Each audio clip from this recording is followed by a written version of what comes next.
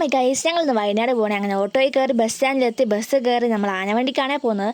അതുകൊണ്ട് കുറച്ച് നേരം കഴിഞ്ഞപ്പോഴേക്ക് തൃശ്ശൂരൊക്കെ എത്തിയപ്പോഴേക്ക് ഫുൾ ബ്ലോക്കായി. പിന്നെ കുറച്ച് നേരം പോസ്റ്റ് ആയെങ്കിലും കൃത്യം 12 മണിയായപ്പോൾ അവർ ഫുഡ് കഴിക്കാൻ നിർത്തുന്നു. പിന്നെ കുറച്ച് ഫുഡ് ഞങ്ങൾ പാർസൽ വാങ്ങിച്ച് ബസ്സിലിരുന്നാണ് കഴിച്ചത്. അത് കഴിഞ്ഞ് കുറച്ച് നേരം കഴിഞ്ഞപ്പോഴേക്ക് ഫുൾ ഉറക്കമായി. പിന്നെ ഉറക്കമൊക്കെ കഴിഞ്ഞ് 6-7 മണിക്കൂർ കഴിയണം അവിടെ എത്തണമെങ്കിൽ. പിന്നെ അവിടെ എത്തിയപ്പോഴേക്ക് ഫുൾ കോടയും മഞ്ഞും എല്ലാം ആയിരുന്നു. നല്ല തണുപ്പാണ്. പിന്നെ നമ്മളെ കൂട്ടം ആൾക്കാർ വന്നു.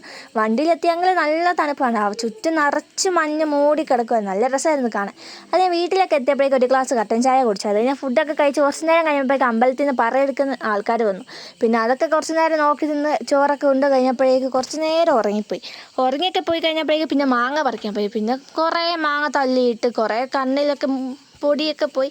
പിന്നെ മാങ്ങ പ്ലേറ്റ് വെച്ചതേ ഉള്ളൂ. പിന്നെ 5-6 കൈ അതിന് മണ്ടേ വന്നു. പിന്നെ കുറച്ച് പീസ് ഞാനും എടുത്ത് കഴിച്ചു. അത് കഴിഞ്ഞ് വൈകുന്നേരമൊക്കെ ആയപ്പോഴേക്കും ഫുൾ മഞ്ഞും കോടയും ഇല്ല. അതിനിടയ്ക്ക് ചെറിയൊരു സൺസെറ്റ് ഞങ്ങൾ കണ്ടേ.